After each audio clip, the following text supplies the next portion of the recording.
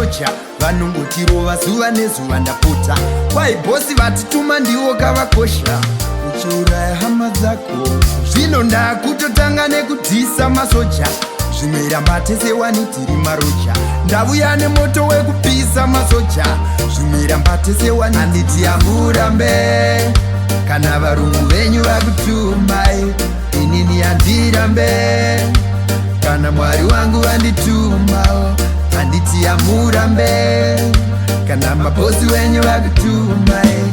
Zvitori nani kurwira vanhu pakurwisa vanhu, zvaiva nani kuuraya hunhu pakuuraya munhu. Zvitori nani kurwira vanhu pakurwisa vanhu, zvaiva nani kuuraya hunhu pakuuraya munhu. Andikati Israeri yoda kubuda muutapwa, shamhu yaMwari amweni acho acharwara.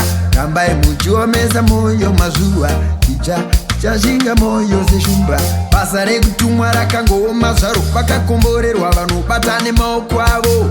Zvimwe uchatumwa kunobata chibharo kana kuuraya nenharo. Zvitori nani kurwira vanhu pakurwisa vanhu, zvaiva nani kuuraya hunhu pakuuraya munhu. Zvitori nani kurwira vanhu pakurwisa vanhu, zvaiva nani kuuraya hunhu pakuuraya munhu. Nemi mapurisa muhle Mwari mazuva, zvimwe hazvisi zvekungonzi enda unosunga vanhu. Hadzisimuka vanhu, hatisimuka. Zandikandira matekasi, dai matotipa gasi, iro rotibikise. Garai pasi, dai matondipa gasi, iro rotibikise. Vasingagoni kutiza vanoparara, pasina kwekutizira kungoparara. Varipo vakaremara,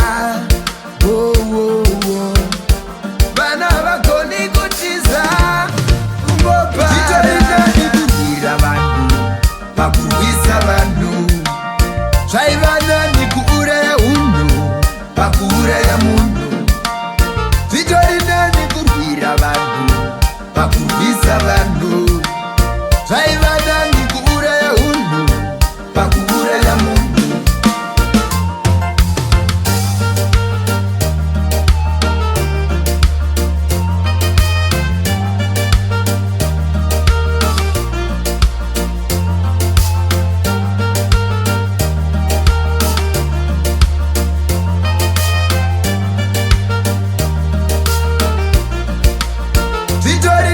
Kurwira vanhu pakurwisa vanhu, zvaiva nani kuuraya hunhu pakuuraya munhu. Zvitori nani kurwira vanhu pakurwisa vanhu, zvaiva nani kuuraya hunhu pakuuraya munhu.